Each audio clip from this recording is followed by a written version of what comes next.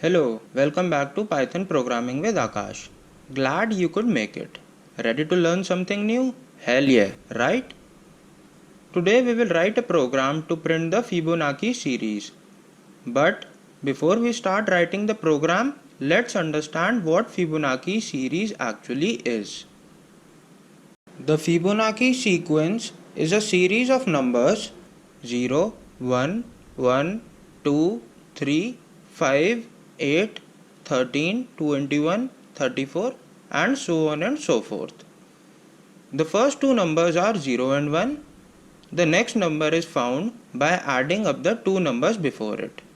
The third number 1 is found by adding the two numbers before it, that is by adding 0 and 1. The 2 is found by adding the two numbers before it, that is by addition of 1 and 1.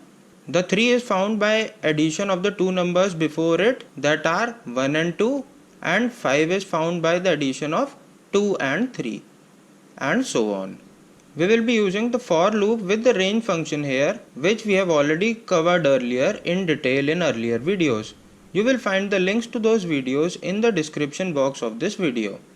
Let's discuss the program now. Let me tell you first how we will be implementing the program.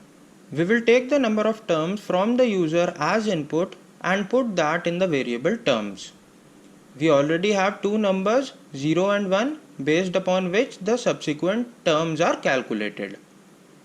So if the user asks to print n terms, then we need to print these first two terms followed by n minus 2 terms that are left. Our for loop will be responsible for printing these n minus 2 terms, one term each time it runs, thus we will have to run it for n minus 2 times. We are taking three variables, prev, cur and next. I will refer them as prev or previous for prev, cur or current for cur, and next for next. There are first two numbers that are fixed, 0 and 1, which we will assign to prev and cur respectively, and we will print them outside the for loop. We already know that the value of subsequent number is calculated by addition of the previous two values, and the subsequent number we are keeping in the variable next. Thus, next is equal to prev plus cur, which we have entered as the statement here. This statement we want to execute again and again to find the next subsequent number in the series.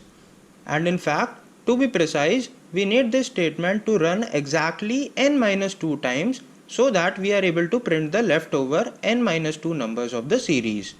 Therefore, this statement will be executed inside the for loop which runs for n minus 2 times a number which we have defined by using the range function. Also, after calculating the value of next, the values of prev and cur need to be changed to their subsequent terms in the series in order to make sure that the value of next gets calculated correctly when the loop runs for the next time. This means we want the second value to become the first value, and thus the statement prev is equal to cur, and the next value to become the second value, and thus the statement cur is equal to next. And this has to be done every time the value of the variable next calculates. Therefore, these statements also come inside the for loop. We also want to have the value of next printed. Therefore, the statement print next inside the loop just after calculating the value of the variable next. So this is how we implement the program for Fibonacci series. Let's see how this program progresses by looking at each iteration. Here on the top left, we have the actual program where we have hard-coded the value of number of terms as 7. Below it, we will keep a track of how the loop progresses for each iteration. On the right hand side, we are maintaining a table where we will keep a tab of the variables next, prev and cur. On the extreme right, we will see what the output will come. So let's start. Initially, when the program starts running, the variable prev has a value of 0 and cur has a value of 1. Then the print statement executes just before the for loop, which would print the value of prev and cur. Therefore, the values 0 and 1 would be printed, and they would be printed in the same line because the end value has been replaced by space.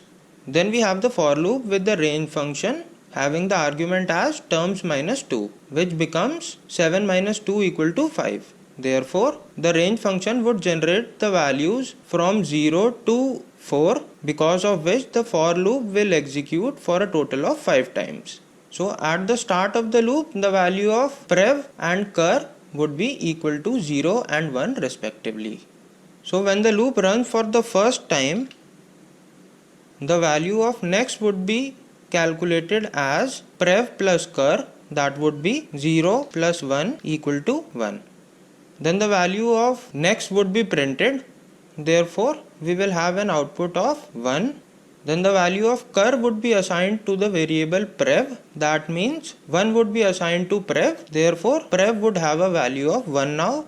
Then the last statement inside the for loop would execute, because of which the value of next, that is 1, would be assigned to the variable cur, therefore cur would have a value of 1 now.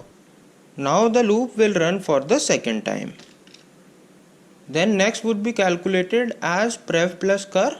The value of prev is 1 and the value of cur is also 1, as we can see from the first record in the table. So 1 plus 1 would make 2. So this would be the value of the variable next now. After the value of next is calculated, then print next would execute, which would print the value of 2. Then the value of cur would be assigned to prev, that means prev would have the value of 1 now. Then the value of next would be assigned to cur, that means cur would have a value of 2 now. Now the loop would run for the third time. Next would be calculated as previous plus current, that is 1 plus 2 equal to 3. Then the value of next would be printed, which is 3 here. The value of cur would be assigned to prev, that is 2, and the value of next would be assigned to cur, that is 3 now. Now the loop runs for the fourth time. Next calculates as 2 plus 3 equal to 5. Print next prints the value of the variable next, that is 5 here. The value of cur gets assigned to prev, that is 3. The value of next gets assigned to cur, that is 5. Now the loop runs for the final time, that is the fifth time. Next is calculated as 3 plus 5, which makes it equal to 8. After this, the value of next gets printed, which is 8 here. The value of cur gets assigned to the variable prev, which becomes 5 now. The value of next gets assigned to the variable cur, which is 8. So this is the output that we should get if the number of terms entered by the user is 7. Let's move to Python IDLE to check if this program gets us the output that we just calculated. I already have a file open. Let me type in the program and execute. Terms is equal to int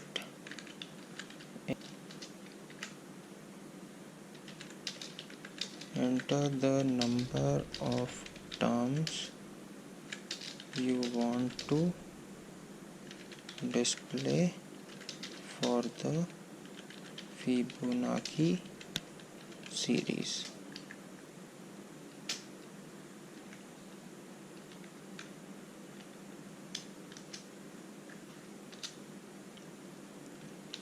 Prev equal to 0, cur equal to 1. Print prev cur end equal to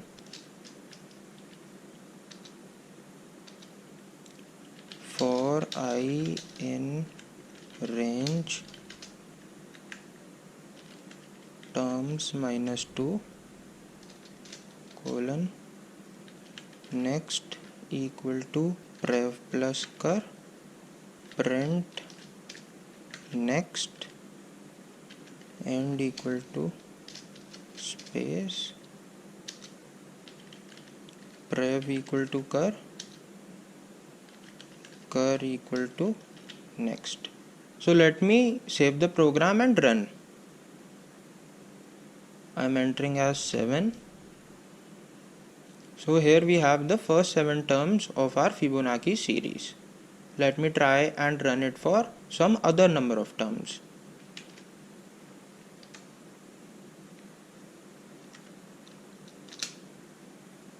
So the output is coming fine. Here we have come at the end of the program for us. Now I want you to do 3 things for me. First, hit the like button.